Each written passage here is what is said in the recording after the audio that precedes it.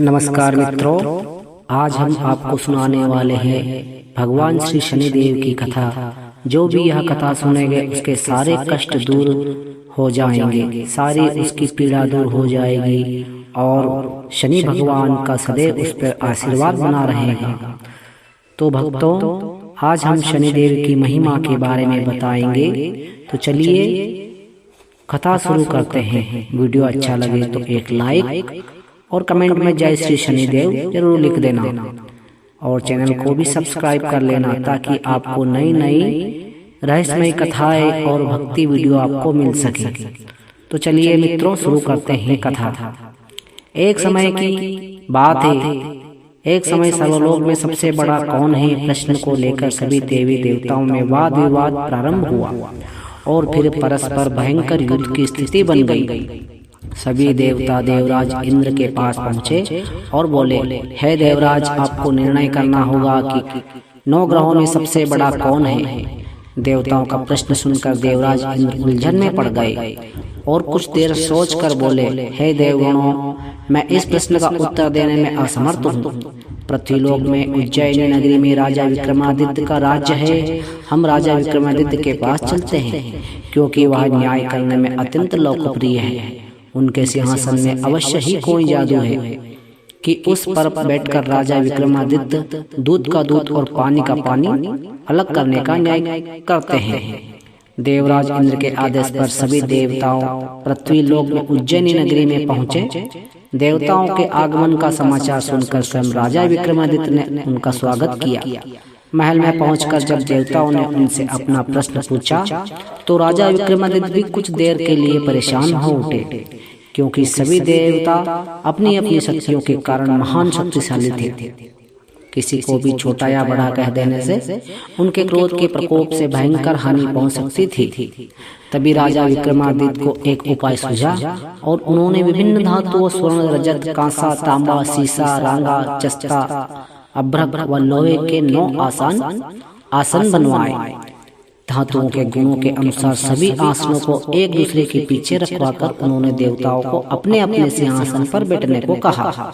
सब देवताओं के बैठने के बाद राजा विक्रमादित्य ने कहा, आपका निर्णय तो स्वयं हो गया। जो सबसे पहले सिंहासन पर विराजमान है वही सबसे बड़ा है।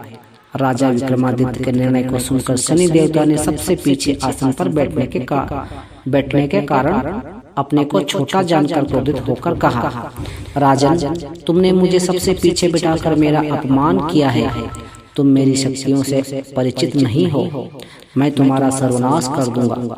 सूर्य एक राशि पर 1 महीने, चंद्रमा 2.25 दिन, मंगल 1.5 महीने, बुध और शुक्र 1 महीने, बृहस्पति 13 महीने रहते हैं, लेकिन मैं किसी राशि पर 7.5 वर्ष तक रहता हूँ। बड़े बड़े देवताओं को मैंने अपने प्रकोप से पीड़ित किया है। राम को भी 7.5 के कारण ही वन में जाकर रहना पड़ा और रावण को 7.5 के कारण ही युद्ध में मृत्यु का शिकार बनना पड़ा। उसके वंश का सर्वनाश हो गया। राजा, अब तू भी मेरे प्रकोप से नहीं बच सकेगा। राजा विक्रमादित्य शनि देवता के प्रकोप से थोड़ा सा भयभीत हुए, लेकिन उन्होंने मन में विचार किया, मेरे भाग्य में जो लिखा होगा ज्यादा से ज्यादा वही तो होगा। फिर शनि के प्रकोप से भयभीत होने की आवश्यकता क्या है। उसके बाद अन्य ग्रहों के देवता तो प्रसन्न के साथ वहां से चले गए, लेकिन शनिदेव बड़े क्रोध के साथ वहां से विदा हुए। राजा विक्रमादित्य पहले की तरह ही न्याय करते रहे। उनके राज्य में सभी स्त्री पुरुष बहुत आनंद से जीवन यापन कर रहे थे। कुछ दिन ऐसे ही बीत गए। उधर शनिदेव अपने अपमान को भूले नहीं थे।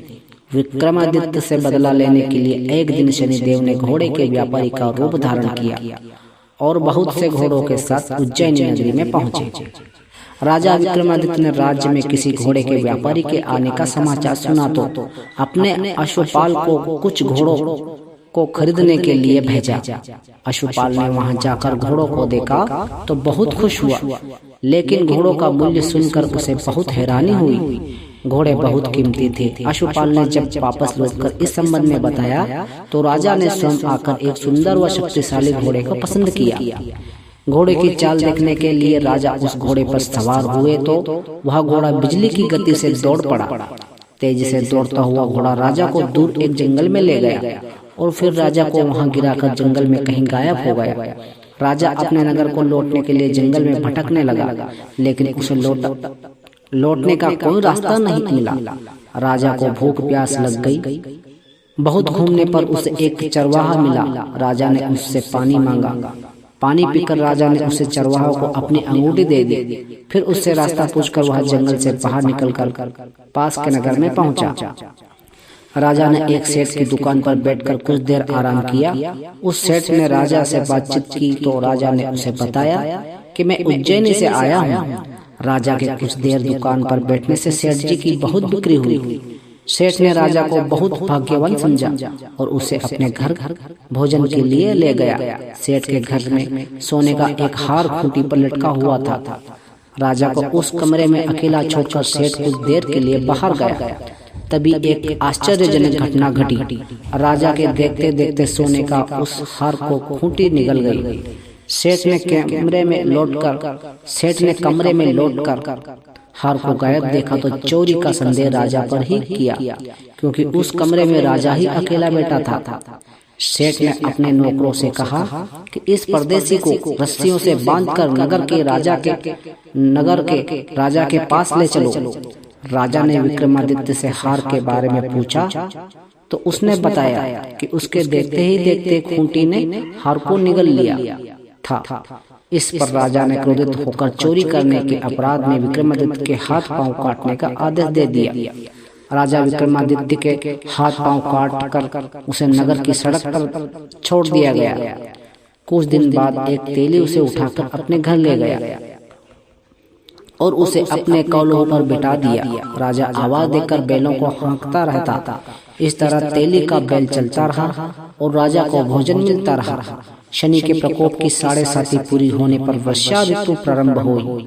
राजा विक्रमादित्य एक रात मेघमल्हार गा रहा था कि तभी नगर के एक राजा लड़की राजकुमारी मोहिनी रथ पर सवार उस तेली के घर के पास से गुजरी। उसने मेघमल्हार सुना तो उसे बहुत अच्छा लगा और दासी को भेजकर गाने वाले को बुला लाने को कहा। दासी ने लौटकर राजकुमारी को अपंग राजा के बारे में सब कुछ बता दिया। राजकुमारी उसके मेघमल्हार पर बहुत मोहित हुई थी, अतः उसने सब कुछ जानकर भी अपंग राजा से विवाह करने का निश्चय कर लिया। राजकुमारी ने अपने माता पिता से जब यह बात कही तो वह हैरान रह गए। राजा को लगा कि उसकी बेटी पागल हो गई है। रानी ने मोहिनी को समझाया, बेटी तेरे भाग्य में तो किसी राजा की रानी होना लिखा है, फिर तू उस अपंग से विवाह करके अपने पांव पर कुल्हाड़ी क्यों मार रही है। राजा ने किसी सुंदर राजकुमारी से उसका विवाह करने की बात कही, लेकिन राजकुमारी ने अपनी जिद नहीं छोड़ी। अपनी जिद पूरी कराने के लिए उसने भोजन करना छोड़ दिया और प्राण त्याग देने का निश्चय कर लिया। आखिर राजा रानी को विवश होकर अपंग विक्रमादित्य से राजकुमारी का विवाह करना पड़ा।